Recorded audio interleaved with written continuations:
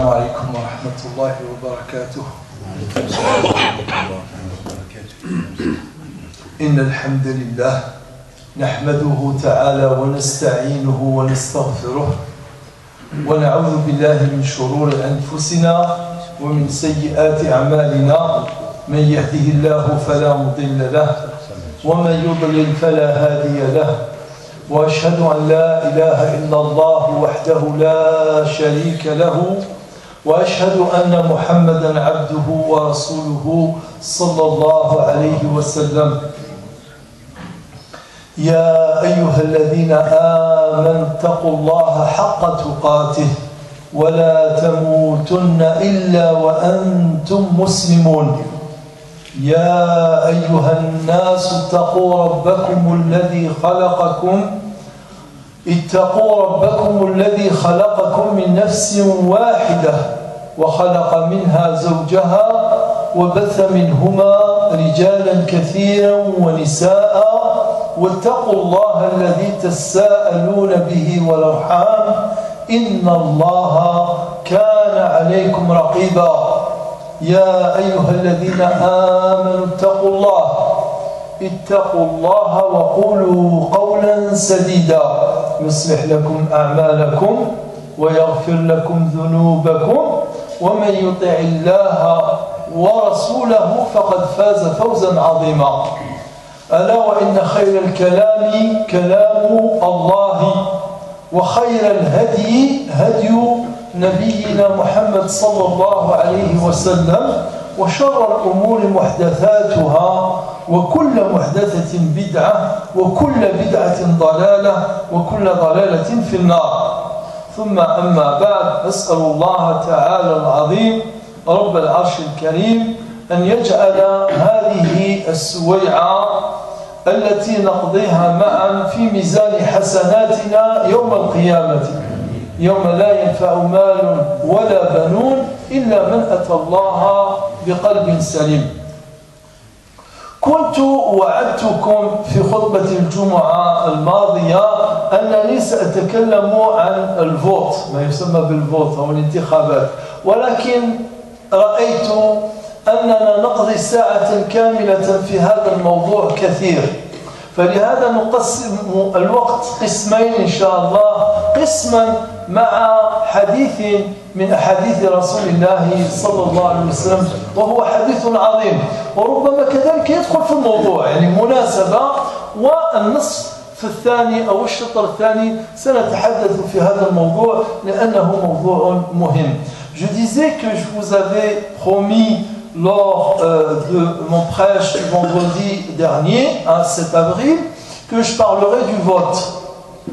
Finalement, après réflexion, je me suis dit on va passer 1h05 à parler de ce sujet. C'est pas que c'est trop, on peut parler encore des heures et des heures, surtout pour nous, les musulmans de France, la tête dure comme du marbre, on peut parler encore des heures et des heures. Mais celui qui veut comprendre, il a compris. Et celui qui ne veut pas comprendre, Wallah, tu lui ramènes je ne sais qui, le grand moufti de tous les mouftis, de tous les pays, tu vas lui ramener, ils vont lui parler, mais il ne comprendra jamais rien. Pourquoi? Parce qu'il ne veut pas comprendre. Le proverbe français, très parlant, il dit il n'y a de pire aveugle que celui qui ne veut pas voir. Si je ferme les yeux, je ne vois rien. Parce que c'est moi qui ai décidé de fermer les yeux, je ne vois rien. Si je décide, il n'y a de pire sourd que celui qui ne veut rien entendre. Je vais me boucher les oreilles, tu vas crier, je ne vais rien entendre. Pourquoi? Parce que je me suis bouché les oreilles, je ne veux pas entendre. Il y a malheureusement une catégorie parmi nos frères et nos sœurs aussi. Attention les sœurs, enfin vous pensez qu'elles sont cool, wallah, il y a certaines qu'elles ont des positions, billah. Je vais dire des positions tranchées, un genre kuffar, muslimine, shirk, etc. Faites attention. Et alhamdulillah, on a cet outil qui est Facebook. Facebook, ce qu'il y a de bien chez Facebook, c'est quoi? C'est que les gens, ils se lâchent. Il n'est pas en face de toi, tu ne le connais pas, parfois c'est des noms anonymes, et donc ils disent tout ce qu'ils laissent s'exprimer leur nature. Et voilà.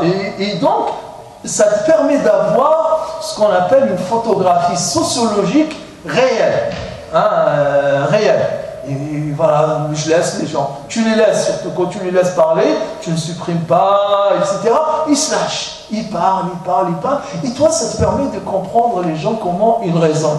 Et bien entendu, quand ça dépasse les limites, il faut, bien entendu, faire des rappels. Après, ils ne vont pas t'écouter, ils vont continuer. Bon, bref, je parlerai, Inch'Allah Ta'ala, du sujet du vote dans la deuxième partie de mon sujet. L'imam al-Nawawi, rahmatullahi alayhi, a choisi 40 hadiths. Il a choisi 40 hadiths parmi les dizaines de milliers de hadiths qu'il doit connaître. Il a choisi 40 hadiths et il a appelé ça Al-Arba'in al-Nawawiyya. Al-Arba'in al-Nawawiyya. Et c'est pas que l'imam Nawawi, c'est comme le Muwatta. L'imam Malik, il a écrit Al-Muwatta. Il y a d'autres nombreux savants qui ont écrit le Muwatta, mais ils ont tous disparu. Le Muwatta, on ne connaît rien. Le Muwatta de l'imam Malik, il est encore jusqu'à aujourd'hui édité, réédité, traduit en français, traduit encore une fois en français et dans d'autres langues aussi. Et c'est ça, Al-Baraka. Allah Ta'ala, il a fait le Baraka dans le Muwatta de l'imam Malik. Et l'Arba'in aussi, il y a d'autres qui ont écrit l'Arba'in, très nombreux savants, ils ont écrit l'Arba'in. Mais les gens, quand tu leur dis les 40 hadiths, ils te disent les 40 hadiths de Nawawi. Les 40 hadiths des autres savants, ils ne connaissent aucun. Donc, dans ce recueil des 40 hadiths, il y a le 7e hadith. Le 7e hadith, rapporté par l'imam Muslim, l'imam Ahmed, l'imam Abu Daoud, l'imam Al-Bayhaqi, l'imam Abu Nu'aym, l'imam Al-Baghawi, et d'autres ont rapporté ce hadith d'après Abu Ruqayya Tamim ibn Aws al-Dari. أبو رقية تميم بن أوس الداري قال رسول الله صلى الله عليه وسلم الدين النصيحة وفي رواية قال الدين النصيحة الدين النصيحة الدين النصيحة قلنا لمن يا رسول الله إذن النبي صلى الله عليه وسلم قال الدين النصيحة كما في رواية التي ذكرها الإمام النووي في الأربعين قال الدين النصيحة الصحابة قالوا لمن يا رسول الله قلنا لمن هذه النصيحة فقال النبي صلى الله عليه وسلم لله ولكتابه ولرسوله ولأئمة المسلمين وعامتهم ولأئمة المسلمين وعامتهم.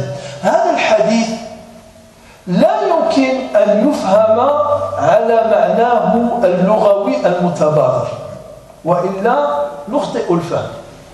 وهذه إحدى فوائد الحديث. لو كان ما ترجعش المصدر الكلمة لا تفهم الحديث، لأنك تقول تنصح الله أنت تنصح القرآن، لا أحد يستطيع أن ينصح الله تعالى أو أن ينصح كتاب الله أو أن ينصح رسول الله صلى الله عليه وسلم، ولكن عنده معنى آخر. Je disais que l'imam al-Nawawi nous rapporte ce hadith, le numéro 7, dans lequel le compagnon Abu Ruqayya Tamim ibn Aws al-Dari, il nous dit, le prophète sallallahu alayhi wa sallam a dit, la religion c'est la nasiha. Et dans une autre version, il l'a dit 3 fois. La religion c'est la nasiha, la religion c'est la nasiha, la religion c'est la nasiha. Je le dis exprès, la nasiha, je retiens le nom arabe, parce que si je dois le traduire en français, il n'y a pas d'équivalent. Parce que ce n'est même pas le sens linguistique, c'est le sens étymologique. Le sens linguistique est faux. C'est le sens étymologique. C'est-à-dire qu'il faut revenir à l'origine du mot pour comprendre le mot. Et pas dans son sens le plus utilisé. Parce qu'il y a un mot, il y a l'usage du mot, et il y a l'origine du mot. L'usage, c'est quelque chose qui évolue. D'ailleurs, on dit un mot chargé. Chargé de quoi? Chargé d'histoire et chargé de la connotation et l'utilisation qu'on fait. Donc, je dis an-nasiha. mais vous pouvez trouver dans les livres de traduction le conseil, ou le conseil sincère, ou le conseil loyal, ou la pureté, ou la sincérité. Voilà, tous ces sens-là, et encore un autre sens très très curieux que je citerai tout à l'heure. Et là, le Nabi sallallahu alayhi wa sallam, il a dit, le prophète il a dit, la religion c'est la nasiha. Ils ont dit à qui? Ou bien envers qui? Parce que nasiha, c'est donner conseil, c'est prodiguer conseil, c'est un verbe d'action. Et un verbe d'action, il faut qu'il ait à qui, vers qui et diriger l'action. Donc les sahaba qui étaient présents, ils ont dit au messager d'Allah, c'est pour qui cette nasiha? Elle est destinée à qui? Et là le prophète il leur a dit à Allah, au livre d'Allah, au messager d'Allah, aux imams des musulmans et au commun des musulmans, c'est-à-dire l'ensemble. Al-amma c'est l'ensemble.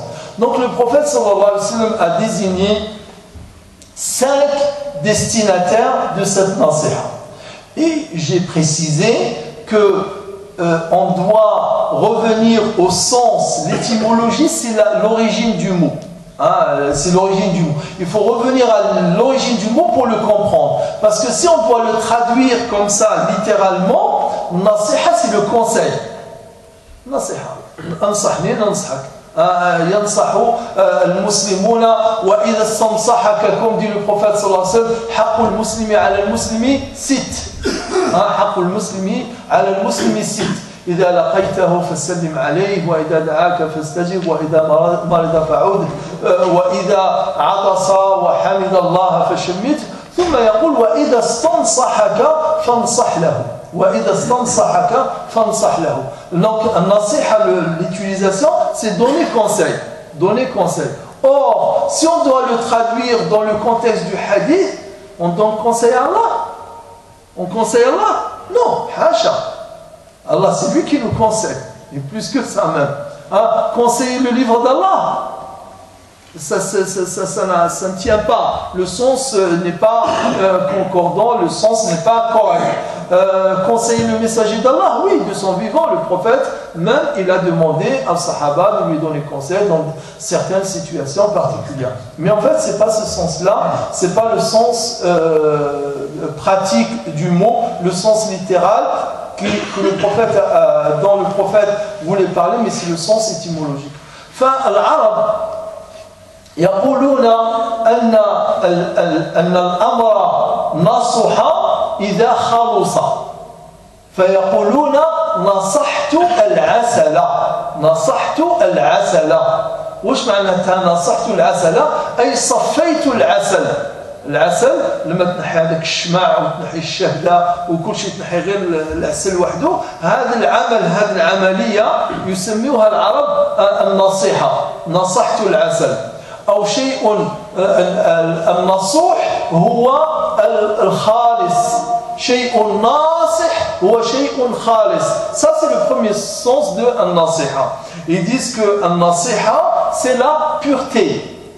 On dit que شيء ناصح c'est quelque chose qui est pur. Et ainsi, donc, il parle du miel, par exemple. Le miel, quand il le dégage un peu de tout, comment on appelle ça, la matière dans laquelle les abeilles elles mettent leur...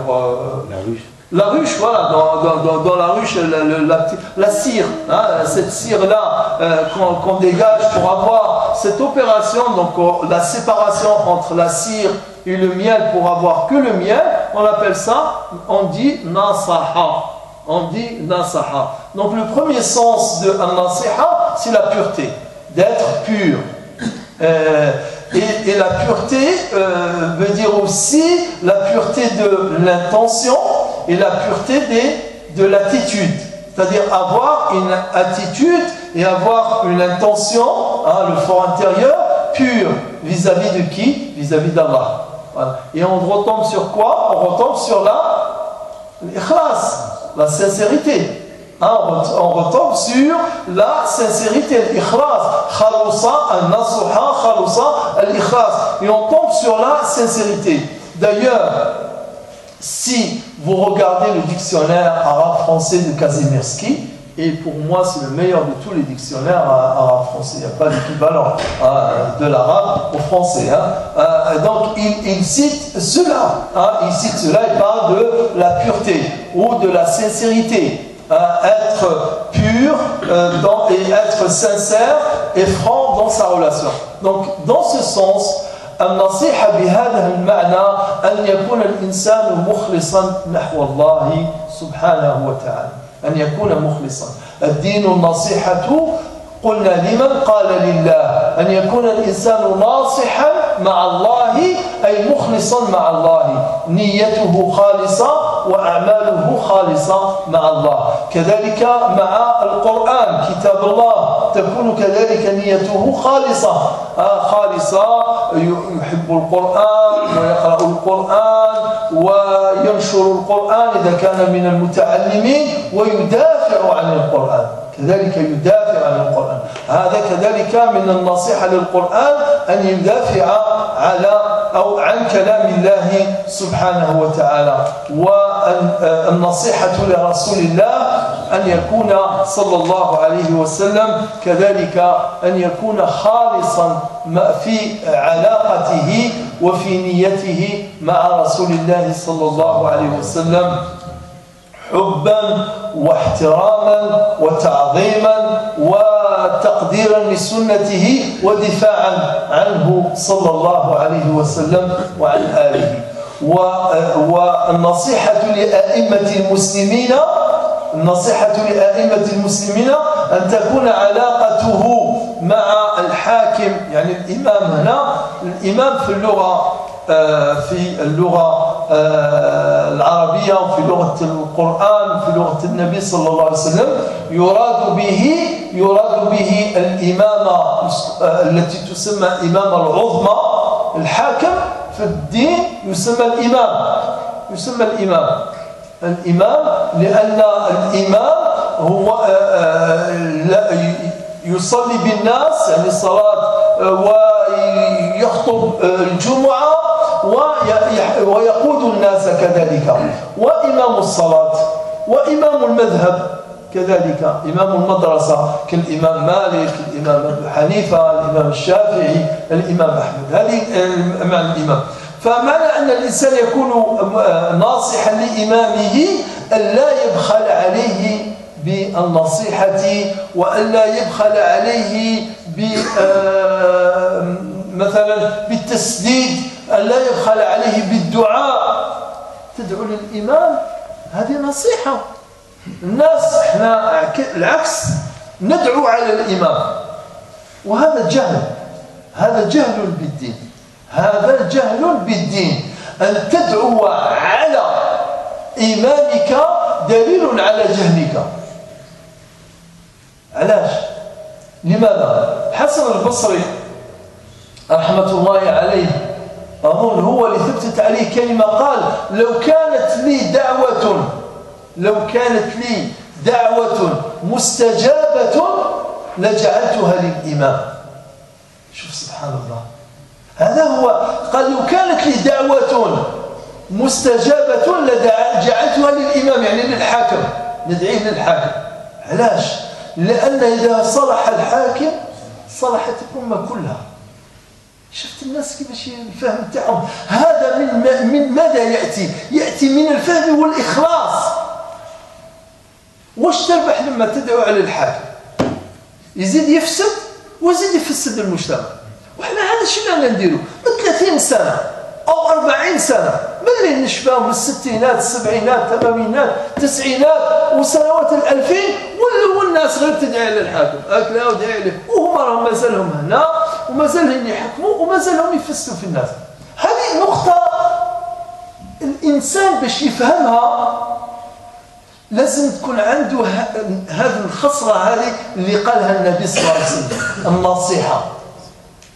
النصيحة. هذا مش لا يعني أن الإنسان يتملق له أو يطيعه في كل، هذا شيء آخر. لا طاعة لمخلوق في معصية الخالق. قال النبي صلى الله عليه وسلم إنما الطاعة في المعروف إنما الطاعة في المعروف. وكان واحد القصة ربما تعرفونها، هذاك اللي كان بعثوا النبي صلى الله عليه وسلم أميرا على جماعة وما عرفش واش دار وغضبوه ولا أوقد نارا وقال آمركم أن تدخلوا في النار، يعني أن تلقوا بأنفسكم في النار، ألست أميركم؟ قالوا نعم. أليست طاعتي واجبة؟ قالوا نعم. قال إذا أرموا أنفسكم في النار. ولا واحد رمى بنفسه في النار.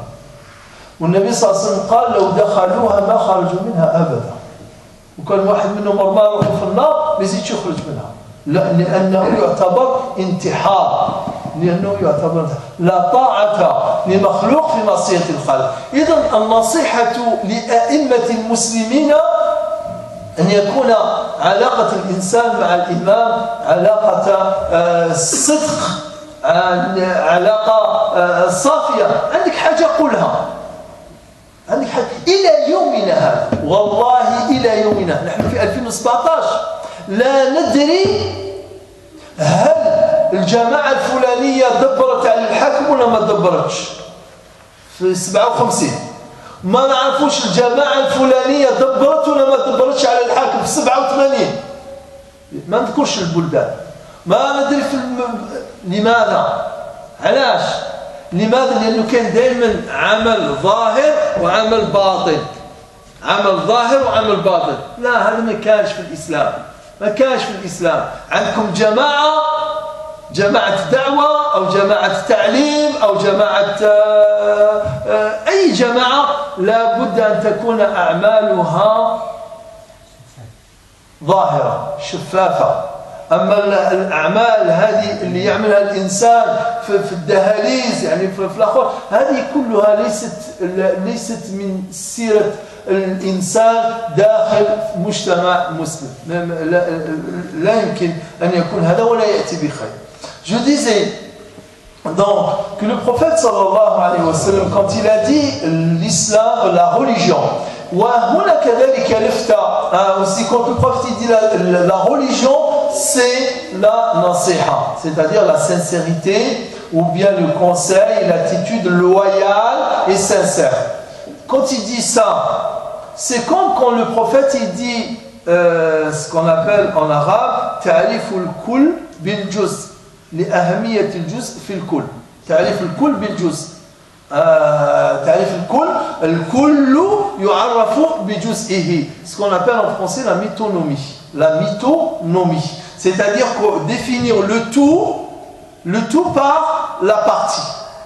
Définir un tout par la partie. Alors que la partie, c'est pas le tout, mais c'est une partie importante dans ce tout et qui peut le représenter. Ici, le prophète, il dit la religion. Or, la religion, c'est des centaines et des centaines de prescriptions, d'enseignements, etc. Mais le prophète, quand il dit la religion, c'est la nasiha, c'est comme quand il dit Al-Hajju Arafah. Al-Hajju Arafah. Or, le Hajj, c'est pas que Arafah. Arafah, c'est une partie du Hajj. Il y a aussi la Mecque.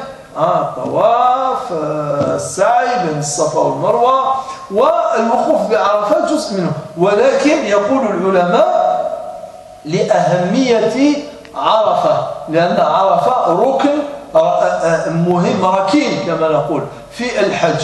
Pourquoi le prophète il dit le pèlerinage c'est Arafat, alors que Arafat c'est pas que Arafat qui est un rite du pèlerinage, il y a aussi les rites qui se déroule à la Mecque, le tour de la Kaaba, le Safa ou le Marwa, mais parce que Arafat c'est important. Arafat c'est important dans le Hajj, et c'est pour ça le prophète il dit attention, donc il faut être présent à Arafat, parce que c'est important. Donc c'est parce qu'une fois passé, on ne peut plus le rattraper. D'ailleurs, ça se passe une seule journée, ou même pas une journée, une après-midi. Si on rate cet après-midi-là, on a raté le Hajj. وإذن النبي صلى الله عليه وسلم قال الدين النصيحة, قلنا لمن قال لله ولكتابه ولرسوله ولأئمة المسلمين وعامتهم. On a dit que donc le premier sens ou la première signification du mot an-nasiha, c'est la pureté. Ou la pureté, c'est-à-dire quelque chose qui est dépouillé de ce qui peut le gâter ou de ce qui peut le corrompre. Il est pur. Hein, il est pur. Notamment l'intention et l'attitude, le comportement. Donc c'est comme si le prophète nous disait la religion, c'est d'être sincère dans sa relation avec Allah, d'être sincère dans sa relation avec le livre d'Allah, d'être sincère dans sa relation avec le messager d'Allah, d'être sincère dans sa relation avec les gouvernants et les imams, dans les deux sens, l'imam de la mosquée et l'imam qui dirige le pays. Et d'être sincère vis-à-vis du commun des musulmans. Hein, d'être sincère vis-à-vis des musulmans. Et je disais donc, dans la sincérité envers Allah, on le sait, hein, d'accomplir les actes d'adoration de façon sincère envers Allah. La sincérité, la pureté de la relation vis-à-vis du Coran aussi, de lui connaître son importance, de le réciter, de le mettre en application, de le défendre. Hein, de le défendre notamment contre ceux qui veulent le déformer. Et ceux qui veulent le déformer ne sont pas forcément des gens qui sont des Paul et des Jacques. Hein, il peut bien s'appeler aussi des prénoms et des noms comme les nôtres. Aujourd'hui, par exemple, en France, vous avez une certaine mode chez certains qui vous disent je vous apprends le Coran, vous allez lire directement le Coran. On revient à la source. C'est pas qu'il nie le sunnah. Certains aussi essaient de le faire de temps en temps, mais je ne parle pas de cela. Je parle de ceux qui te disent revenir directement au Coran.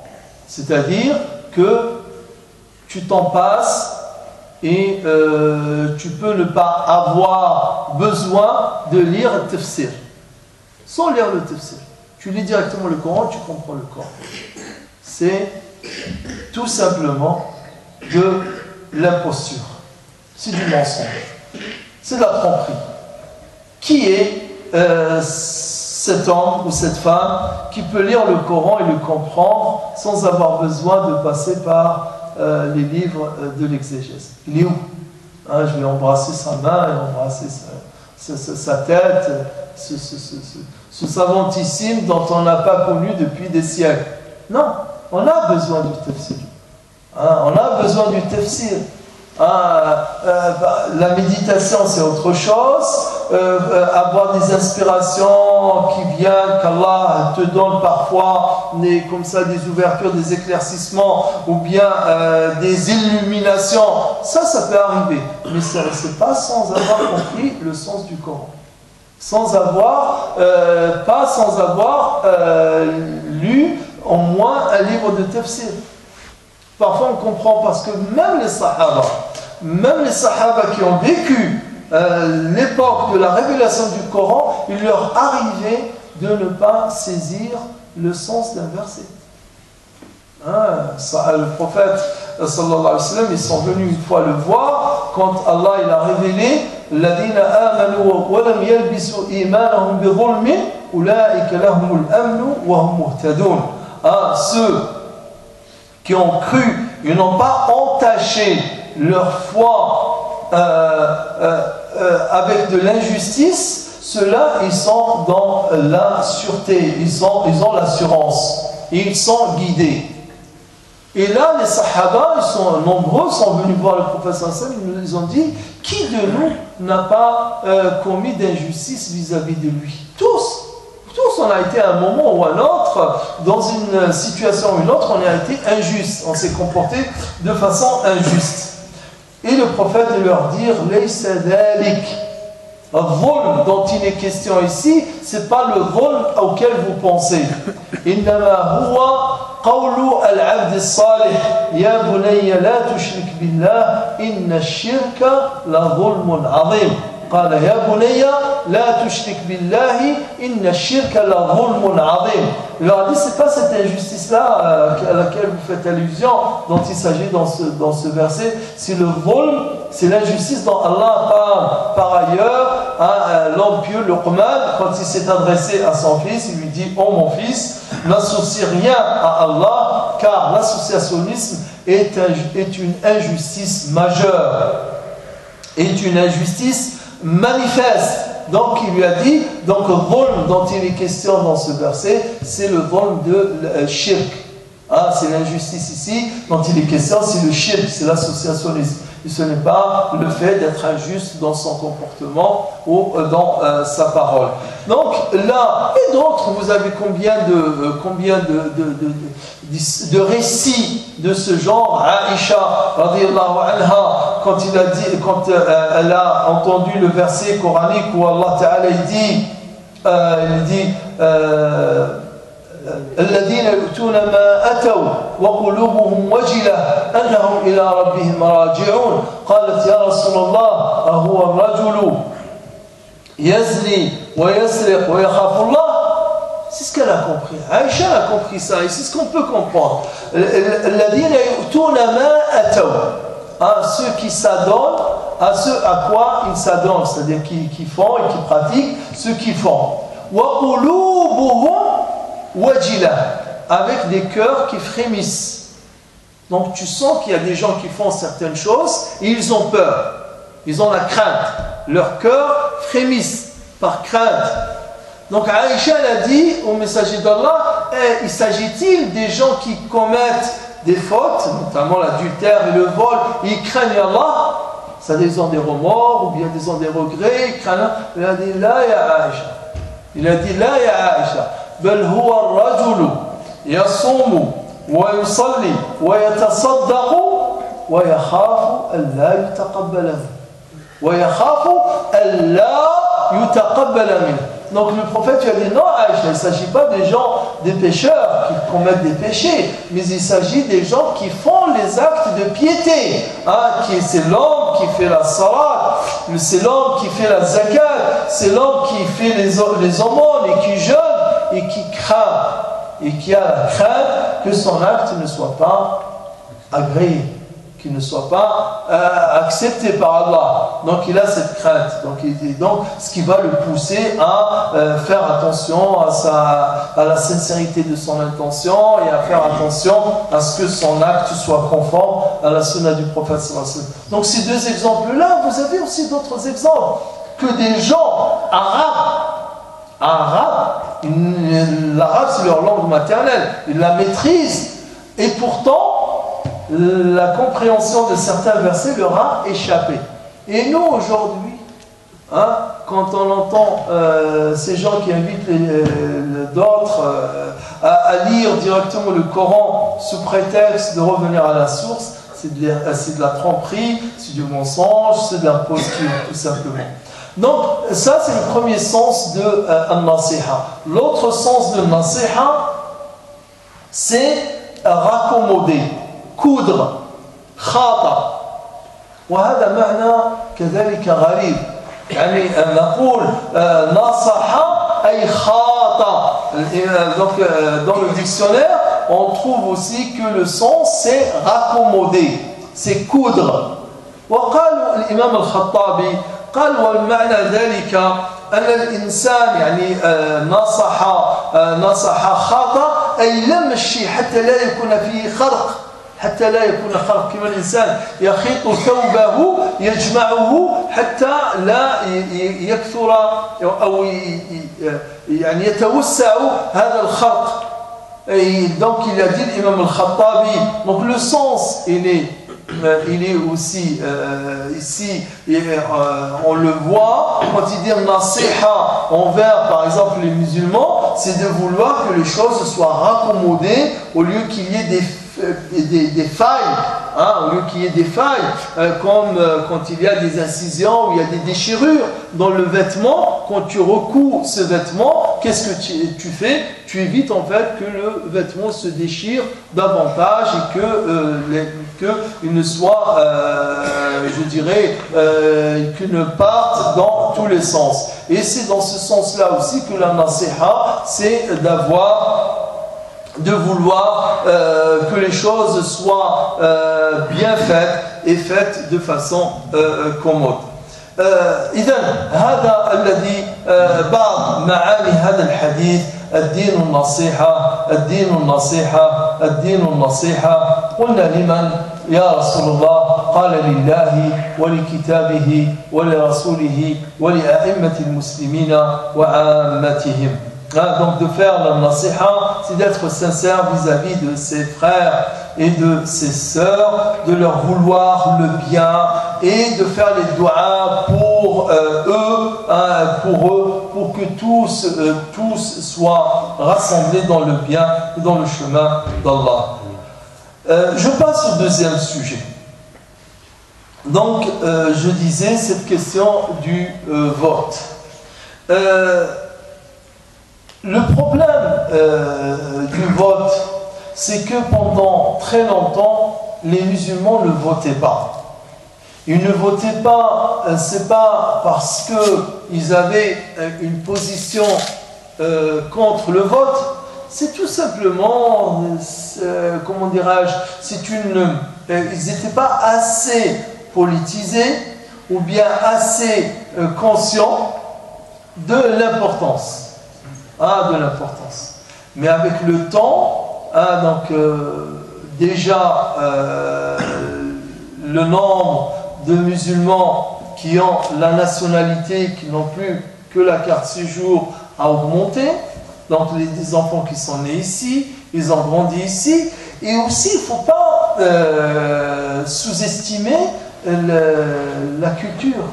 C'est important aussi la culture. Un enfant qui était jeune, il a vu ses parents, chaque fois qu'il y a une échéance électorale, il entend ses parents et dire écoute, à quelle heure on va au bureau de vote, etc. Au bureau de vote. Dès leur jeune âge, ils sont déjà habitués à entendre parler des élections dans leur famille. Nous, beaucoup de jeunes ont grandi, les parents ne votaient pas. Donc c'est resté comme cela. Mais avec le temps, et les musulmans établis de façon, je dirais, définitive, c'est Allah qui sait ce qui va arriver dans 10 ans, dans 20 ans, dans 30 ans, dans 50 ans. On ne sait pas ce qui va arriver. Allah seul le sait. On peut rester encore ici des siècles et des siècles les musulmans, comme ils peuvent partir, comme on ne sait pas. Comme ça peut être la fin du monde, on ne sait pas. On ne sait rien. Mais nous, ça on part du constat que les musulmans, alhamdulillah, ils sont dans un pays qui leur permet de vivre, et de s'établir en toute quiétude et en toute confiance. Et ça aussi, parfois, les gens ne le comprennent pas. S'il n'y avait pas ce qu'on appelle la République, et qui a sorti la France de la monarchie, on ne serait pas ici. Moi, personnellement, je ne serais pas ici. Moi, je vais vivre dans un pays dont les lois sont inspirées d'une religion. Je ne vais pas vivre dans ce pays.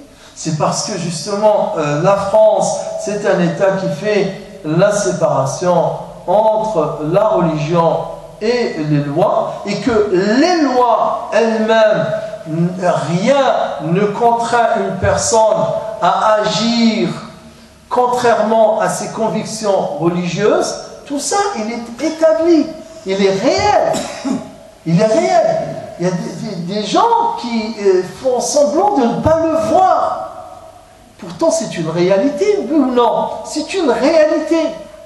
Et moi, ce qui m'étonne, c'est que parfois des jeunes qui sont nés ici, qui ont grandi ici, et qui ne veulent pas comprendre que les lois françaises ne sont pas contre l'islam. Vous le comprenez ça ou vous ne le comprenez pas? Vous comprenez ou vous ne le comprenez pas? On comprend, qu'est-ce qu'il raconte? Alors, attends. Quand je dis qu'ils ne sont pas contre l'islam, ça veut dire quoi? Le contre, c'est quoi? Je ne dis pas que c'est conforme à l'islam. Attention.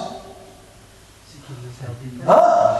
Quand on dit contre, c'est-à-dire que l'islam dit c'est obligatoire et la loi elle dit c'est interdit. Là, c'est une opposition totale. Ou l'inverse. L'islam dit c'est interdit et la loi dit c'est obligatoire. Là, c'est une opposition totale. T'imagines, par exemple, voilà, le vin C'est haram, c'est interdit. Mais ils te disent obligatoire. Dans toutes les entreprises, le matin à 8 h, quand on rentre, tous, chacun, il se fait son verre et après il va travailler. Obligatoire. Là, on sera dans l'opposition. On sera dans le contre. Et c'est ce qui se fait malheureusement dans certains pays. La Chine, dans certains pays, donc en plein Ramadan, ils obligent les gens à manger. En Chine, oui. Donc c'est des vagues, c'est pas tout le temps, tous les ans, mais comme ça, de temps en temps, il y a une vague, je sais pour quelle raison, on oblige les gens à rompre le jeûne. En cas de force majeure. Comment? En cas de force majeure. Oui, après on va pas rentrer, bien sûr, le Chinois, qu'est-ce qu'il va faire? Il va manger, allez. Parce que là, sinon on va le tuer ou on va le massacrer, etc. C'est des forces majeures, je ne parle pas. Mais je parle d'une façon générale et d'une façon durable et normale. Donc c'est pour cette raison que le vote, par exemple, le vote, certains, je vais pas m'attarder, je vais juste le citer. Par exemple, ils te disent c'est shirk. Shirk. Pourquoi c'est shirk? Il te dit parce que tu donnes le pouvoir à quelqu'un et ce quelqu'un-là, il va légiférer. Il va légiférer.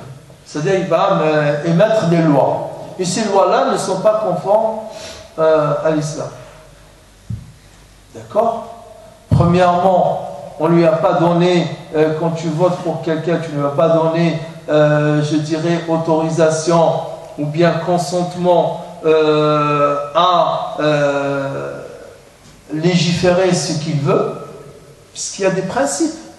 Il y a la loi de 1905, il y a la Constitution, il y a les conventions internationales, européennes ou internationales. Tout ça, le président, il va diriger dans ce cadre-là.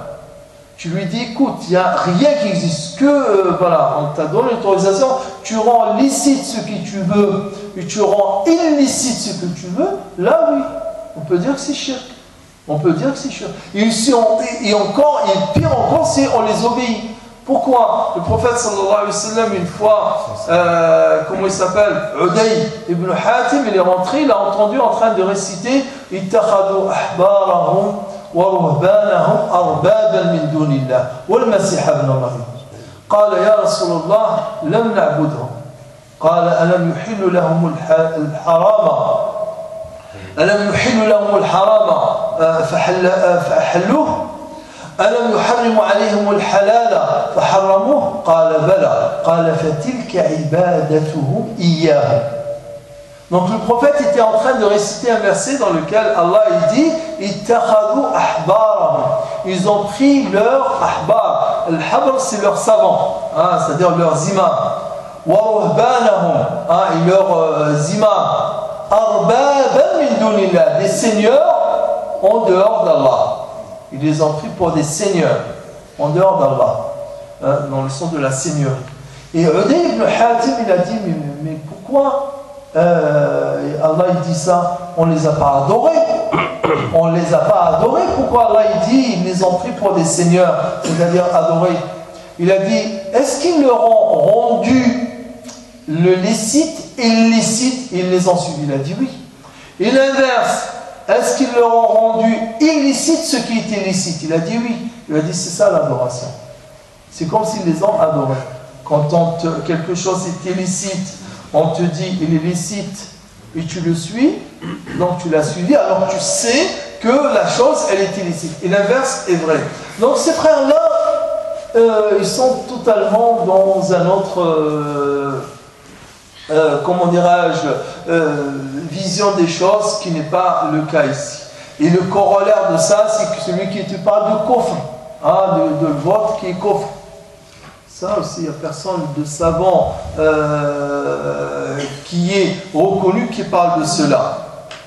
Je dirais, l'avis, ceux aussi qui disent que c'est obligatoire de façon comme ça, absolue, c'est pas obligatoire. Même dans ça, tu ne peux pas rendre obligatoire quelque chose pour lequel, ça de façon absolue, hein, pour lequel tu n'as pas de preuve.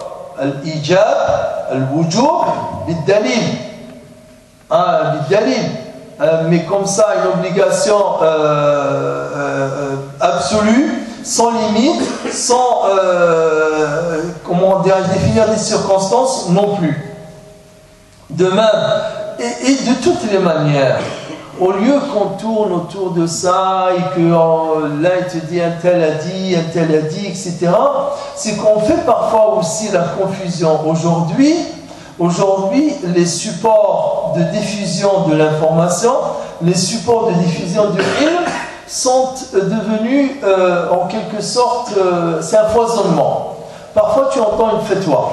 La fatwa, on ne sait pas la date. Et on ne sait pas non plus l'istifta, parce que d'ailleurs il y a beaucoup de livres comme ça. Al-fatwa, al-mufti ou al-mustafti. Il y a trois choses. Al-fatwa, c'est l'avis. Al-mufti, c'est le jurisconsulte, c'est celui qui donne l'avis. Al-mustafti, c'est celui qui demande l'avis. Nous, on a souvent déjà la fatwa, mais on ne sait même pas qui a posé la question. Parce que quand on ne sait pas qui a posé la question, déjà on a perdu une partie de l'information. On a perdu.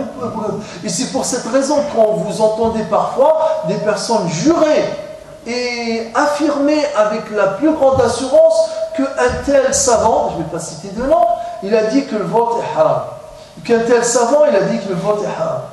Et alors que, oui, possible, une question qui lui est parvenue d'un pays quelconque, et que dans ce pays-là, il y a des problèmes de clans, musulmans, mais il y a un clanisme, il y a un séparatisme, l'imam il leur dit non, il ne faut pas participer à ces votes-là. Il ne faut pas donner de voix, parce que vous donnez forcément votre voix à un clan ou à une partie musulmane contre une autre partie musulmane, qui sont juste par, comment dirais-je, corporatisme ou partisanisme qui se sont divisés. Mais sinon, l'avis du cheikh, c'est qu'il est permis. Je disais, il y a ce point-là auquel il faut faire attention. Il y a un deuxième point aussi, c'est qu'il y a les avis individuels et il y a les avis collectifs.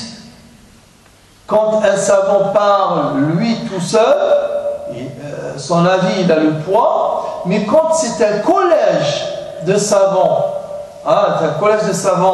qui parlent et qui émettent un avis sur la chose, ils ont plus de poids. Et c'est le cas aujourd'hui pour le vote depuis 2009. Oui, depuis 2009, il y a l'avis de ce qu'on appelle al-Majma' al-Fiqhi, qui est rattaché à Rabitat al-Alam al-Islami, la Ligue islamique mondiale, dont le siège est à Jeddah, à côté de la Mecque. Ils ont un collège, une institution qui existe depuis très longtemps, ça fait presque 50 ans qu'elle existe, et qui appartient à l'OCI, l'Organisation de la Conférence islamique, et dans laquelle, qui se réunissent régulièrement. Ils font tout sur les transplantations d'organes, sur tous les sujets, tous les sujets. Et il y a un sujet, une question qui leur a été posée en 2007 sur la participation des musulmans au vote dans un pays non musulman. Et il y a 5 savants qui ont fait tous un exposé sur le sujet pour donner de la matière. Ensuite, les savants ils discutent entre eux, ils donnent un avis. Donc, il y a eu les conférences, parmi les savants qui ont donné leur conférence, il y avait Cheikh Soubeil. Cheikh Soubeil, c'est l'imam de Mecca. On connaît tous Soudais, mais Soudais, il est récent. Cheikh Soubeil, c'est plus vieux que lui. Un grand imam de la Mecque, pendant longtemps, c'est lui qui faisait le khutbah. Il y avait Wahb al-Zuhayli qui est décédé il y a 2 ans, un grand savant syrien, encore plus grand que Cheikh al-Bouti. Il a écrit des livres sur Usul al-Fiqh, 3 livres différents. il a écrit un livre, Al-Fiqh wa Adillatuh, une douzaine de volumes, il a un livre de tafsir, il a un grand savant. Il a participé. Il y a Abdelkrim Zeidan, c'est un juriste, et il y avait deux autres savants, un mufti du Pakistan et un autre savant. Donc ils ont fait leurs exposés, et en 2009, donc 2007, 2008, 2009, ils ont rendu leur avis. Ils ont dit qu'il était permis. Yajouz. Ils ont dit que la question, elle ne rentre pas dans le halal ou le haram, elle ne rentre pas dans le shirk, tawhid, elle ne rentre pas dans le kufr, l'iman, elle rentre dans le masalih et al-mafasid. Elle rentre dans le masalih et al-mafasid. C'est-à-dire avoir intérêt ou ne pas avoir intérêt. C'est ça, dans la chose. C'est-à-dire que la chose en elle-même, elle n'est pas forcément illicite, elle n'est pas du tout un acte de transgression, il n'y a pas d'associationnisme du tout. Non, non, ça rentre dans ce qui se passe dans la vie. Il y a un bien à le faire, tu le fais. Il n'y a pas de bien à le faire, tu ne le fais pas.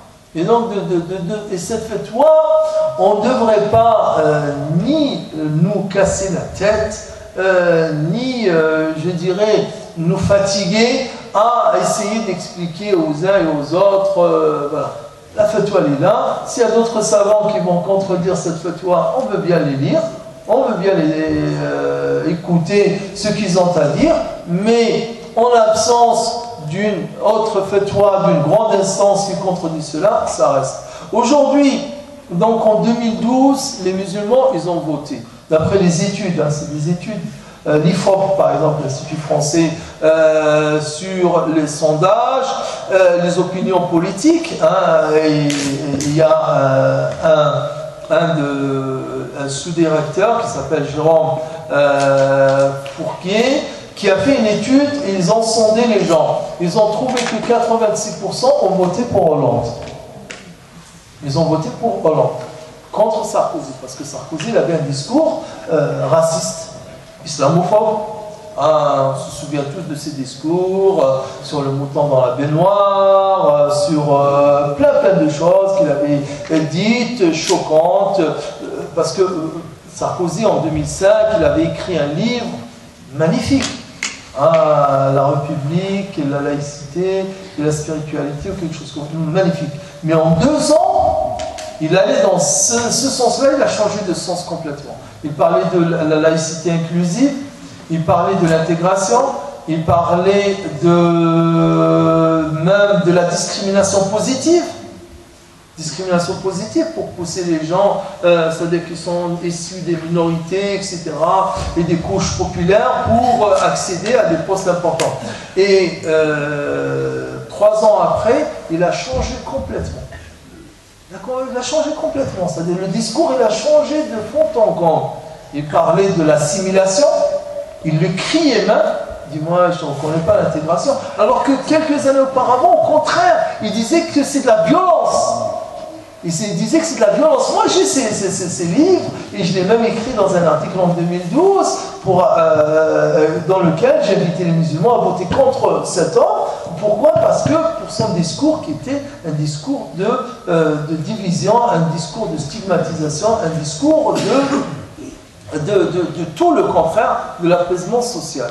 Donc, et c'est pour ça que les musulmans, comme ils ont voté en 2012 pour cet homme-là, mais qui a dit que quand tu votes, tu laisses la personne et tu ne t'opposes pas par la suite? Moi, je vous dis la première chose. Me parler du mariage pour tous, je pense que c'est une bêtise pour les musulmans de se braquer sur le mariage pour tous. Parce qu'il ne nous concerne pas, le mariage pour tous. Il ne nous est pas imposé. Il ne nous est pas, comment dirais-je, il ne nous est pas destiné. Il est destiné pour ceux que ça regarde. Ça d'une part. Et d'autre part, elles étaient où les associations musulmanes quand les associations chrétiennes, elles nous suppliaient. Elles suppliaient les musulmans. Ils comptaient beaucoup sur nous en 2013-2014. Ils comptaient, je dis bien ils comptaient. Ils espéraient que les musulmans soient avec eux dans leur manif pour s'opposer à la loi au mariage pour tous. Les musulmans, ils n'ont pas bougé. Ils n'ont pas bougé. Il y a quelques individus qui ont bougé, un petit groupe, notamment dans une association, mais la majorité des musulmans n'ont pas bougé. Et aujourd'hui, quand j'entends des musulmans, ils disent « Ah, vous nous avez dit de voter pour Hollande et il nous a fait le mariage pour tous. » Mais moi, j'ai des photos, des images quand j'étais dans les manifs contre le mariage pour tous. Et ce qu'il fallait faire pour les musulmans. Donc, on ne va pas refaire l'histoire. On a commencé à voter de façon significative. Je dis bien de façon significative. Une seule fois en 2012. Et on veut en 2016, ou plutôt en 2017, changer complètement de stratégie. Non. Quand tu votes 10 ans, 15 ans, 20 ans, et après, tu vas te dire, écoute, ça fait 20 ans qu'on vote, notre situation n'a pas avancé, il faudrait s'asseoir, évaluer ce qu'on a fait, ce qu'on n'a pas fait, ce qu'on a réalisé, ce qu'on a raté, etc. Et peut-être changer de fusil d'épaule, comme on dit. Mais pas comme ça, des décisions. Donc c'est pour cette raison que s'il y a des musulmans qui vous disent de voter pour un tel, des petits candidats, oui, tu peux voter pour un petit candidat pour te faire plaisir. Comme on dit, c'est le pied. C'est le pied de voter pour un petit candidat parce qu'il a un discours. Et encore, ces candidats-là, remontez un petit peu il y a 15 ans en arrière où ils étaient. Vous comprenez bien à qui je fais allusion, un petit candidat donc, qui a un discours contre l'OTAN, contre les institutions internationales, etc. Il ne faut pas oublier que c'est parce qu'ils connaissent la psychologie des musulmans et ils savent que les musulmans, c'est les émotions. Et ils sont en train de jouer sur les émotions des musulmans. Ils sont en train de jouer sur les émotions des musulmans. Le vote, tu as une cartouche. Il y a plusieurs façons de procéder. Soit tu adhères, mais pour adhérer, il faut trouver son compte. Il faut être en harmonie, il faut être en concordance avec la ligne, avec le programme, avec la voie. Mais quand tu n'as pas ça, quand il n'y a pas ça, et il n'y a pas pour l'instant, il n'y a pas. Pourquoi il n'y a pas aussi? En France, aucun président ne peut, aucune majorité ne peut décider de nuire à une minorité si cette minorité est organisée. Et si cette minorité est décidée à ne pas lâcher prise. Regardez juste un exemple. C'est pas. Bon, de toute façon, c'est enregistré, ça reste en nous. Les zadistes. Vous connaissez le mouvement des zadistes? Vous avez entendu parler? Bien sûr, tout le monde. Ah, non, voilà, même personne ne répond. Voilà. Qu'est-ce qu'ils font? Ils bloquent un projet de construction d'un aéroport qui a été voté, qui a été décidé, etc. Et ça fait combien d'années? 10 ans. 10 ans. Est-ce qu'il y a eu... il y a eu un mort d'ailleurs, l'année dernière, il y a eu un mort, donc pour la première fois. Mais ils sont là, ils ne lâchent pas. Et l'aéroport n'est toujours pas construit. Et pourtant, qu'est-ce qu'ils perdent ces gens-là? Qu'est-ce qu'ils perdent? Ils croient en une cause. Ils croient en une cause. La cause écologique, l'équilibre de la nature. Ils ne veulent pas que cet écosystème soit détruit par la construction de cet aéroport. Et donc, ils ne lâchent pas. Nous, ceux qui vous disent ne votez pas, abstenez-vous et résistez, je ne pense pas qu'il y ait des musulmans ou qu'il y ait des gens zadistes parmi les musulmans ou qui sont capables de se comporter comme les zadistes chez les musulmans. Je ne pense pas. Allah, au premier coup de sifflet, tout le monde va courir se réfugier chez lui. Donc, il ne faut pas pousser les gens au-delà et au-dessus de ce qu'ils sont capables de faire. Voir les choses avec réalité, voir les choses avec sincérité. Aujourd'hui, les musulmans, il vaut mieux qu'ils soient sous la présidence de quelqu'un qui n'attise pas la haine, qui n'attise pas les divisions, qui ne les stigmatise pas, qui n'a pas dans ses projets une vision des lois fondamentales, notamment la laïcité, autre que ce qu'elle a toujours été. Que de prendre le risque de laisser quelqu'un passer qui a cette vision-là, et demain, tu n'auras pas le choix. Ou tu vas lâcher, qui va accepter? Je pose la question directement. Qui va accepter que le voile, le foulard, je veux dire, soit interdit dans la voie publique? Qui va l'accepter? Moi, je ne l'accepterai pas. Je ne l'accepterai pas. Parce que moi, quand j'ai choisi de vivre en France et de faire ma vie en France, la France était laïque.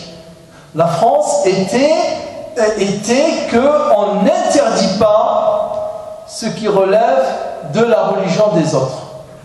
Maintenant, si les gens changent, si on veut changer la loi pour faire que cette loi puisse interdire ce que les gens ont dans leur religion, après, bien sûr, vous trouverez toujours quelqu'un qui va vous dire que le foulard c'est culturel et c'est pas culturel. Ouais, ça y est, on va régler le problème.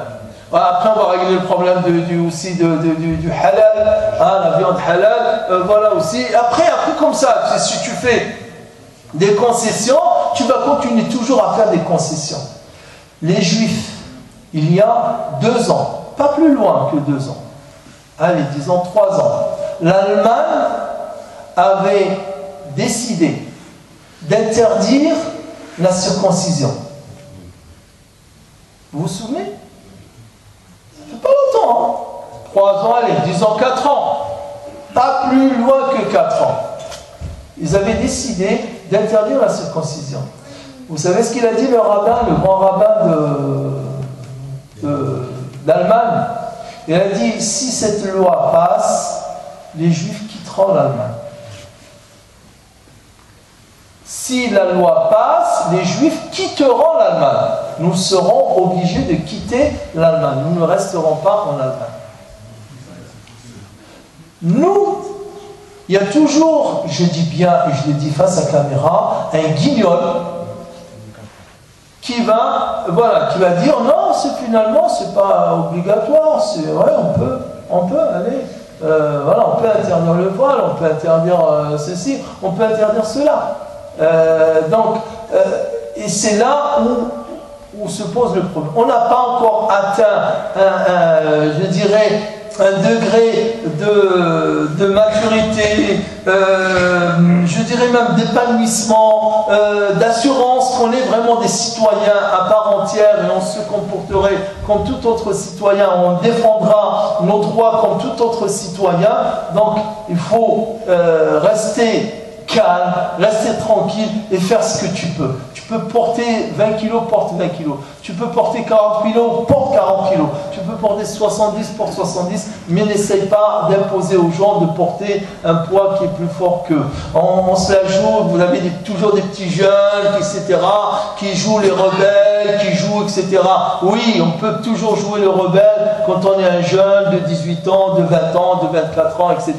Mais pensez à tous les autres, les dizaines de milliers de familles, avec leurs enfants, etc. Eux, ils vont pas faire le rebelle. Ils font les réels. Les réels vont faire face à la réalité. La réalité, c'est qu'aujourd'hui, alhamdulillah, il y a des points positifs, il y a des facteurs, pas des points, il y a des facteurs positifs. Il faut savoir utiliser ces facteurs positifs. Le facteur positif, c'est le facteur démographique. Le facteur positif, c'est l'homogénéité. L'homogénéité de cette jeunesse qui monte, ils sont tous issus de la même culture, la religion va les homogénéiser, et ils sont convergents et aussi ils sont débarrassés du complexe qu'ils ont acquis leur nationalité, je ne sais pas, vieux ou je sais quoi, et etc. Ils ont grandi avec ça. Peut-être dans 10 ans, 15 ans, 20 ans, les choses seront autres. Hein, et à ce moment-là, on verra autre chose. Mais pour l'instant, le musulman, il participe aux élections pour sa ville locale, pour son pays d'une façon générale, pour sa région, et c'est très important. Je terminerai juste un point. Les législatives qui vont arriver, il va y avoir des jeunes musulmans qui vont se présenter. Législatives, pour la première fois. On vous parlait depuis longtemps des élus de la diversité. Hein? Les élus de la diversité, on connaît, ça fait sa deuxième mandature qu'il y a des élus de la diversité. Mais ces élus de la diversité, en fait, c'est qui? C'est des poulains qui ont grandi dans les instances, dans les appareils de ces partis politiques. Et ils ont leur nom comme les nôtres, ils ont un peu, parfois, quelques réflexes comme les nôtres. Et quand je parle de nôtre, c'est pas pour cliver, hein, c'est pas pour diviser. Il y a un autre dans un autre, dans un autre. Moi, l'autre, c'est moi-même, ma famille, après ma communauté, et dans le pays, je suis français à part entière. Vous comprenez? Quand je dis des nôtres, mais c'est pas pareil que comme un jeune qui vient au Jama, qui fait sa salat, qui n'a pas été formaté dans tel parti ou dans tel parti, qui se présente aux élections.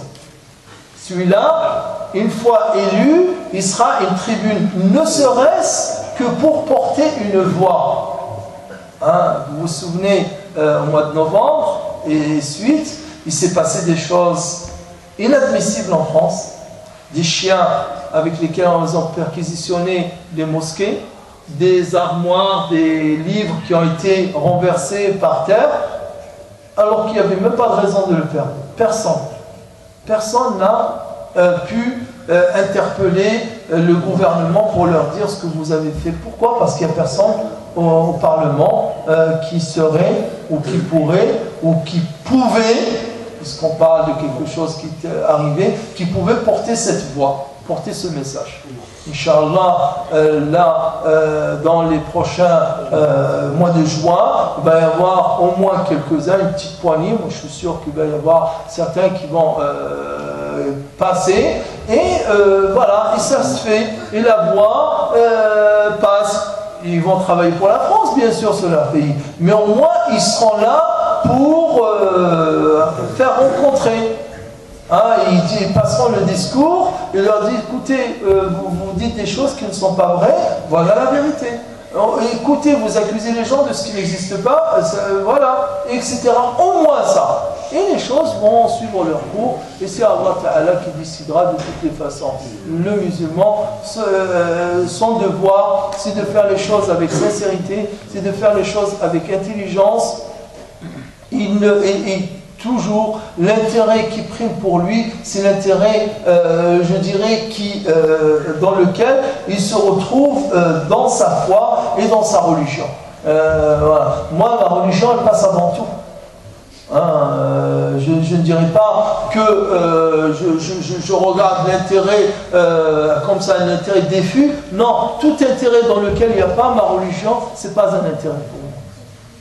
Parce que la vie, on vit qu'une petite vie, 80, 90, 100, Allahu A'lam, et on va partir de ce monde. Et quand on partira de ce monde, si on a sacrifié notre religion, on a tout sacrifié. On n'a rien à gagner. أقول قولي هذا وأستغفر الله فاستغفروه هو الغفور الرحيم.